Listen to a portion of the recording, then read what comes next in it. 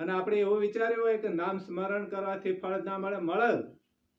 આપણે એવું વિચાર્યું હોય કે અરે ઘઉં વાબા છે, ઘઉં વાબા છે, ઘઉં વાબા છે, શિયાળા આવે એટલે ઘઉં વાબા છે, શિયાળામાં ઘઉં વાબા છે, તો અવશ્ય ઘઉં વવરાય. અને તમે જે વાવો એ રે ઉગે.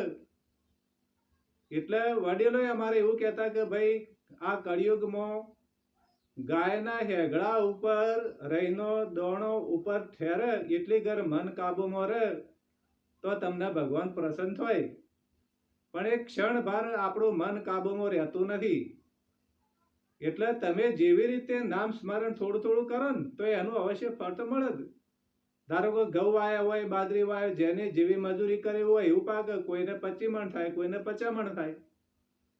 તમારી મજૂરી ઉપર જાય. મકઈ વાવો, મગફળી વાવો, એરંડા વાવો, કોઈ પણ વાવો. એવી રીતે આર્ય સંસારનો વડલો છે ને એના ઉપર પક્ષીઓ ઉડાડવા માટે નામ સ્મરણથી હરિનામ નામની તાળી ચિત્તમાં પાડવી પડે. તો કામ, ક્રોધ, લોભ, મોહ આ બધું ઉડી જાય. જેટલું તમે નામ સ્મરણ કરશો એટલે તમારે પાપ દવરા. આ કળિયુગમાં છે. કળિયુગ તો પહેલા હતો એનાથી ખરાબ હતું. અત્યારે તો સારું છે કે આપણે બેહીને વાતો કરી શકીએ, એકબીજાને મળી શકીએ. એટલે કળિયુગ તો સારો છે, ખોટો નથી. પણ માણસની ભાવનાઓ બદલાઈ ગઈ છે. પહેલા એટલી પબ્લિક નથી પણ ભાવનાઓ સારી હતી. અત્યારે ભાવનાઓ બદલાની છે. એટલે માણસની ભાવના પ્રમાણે તમારું કર્મ કરો અને નામ સ્મરણ કરતા રહો તો તમારા શરીરના ચિત્તમાંથી મેલ દોરાહ. એટલે એ પ્રમાણે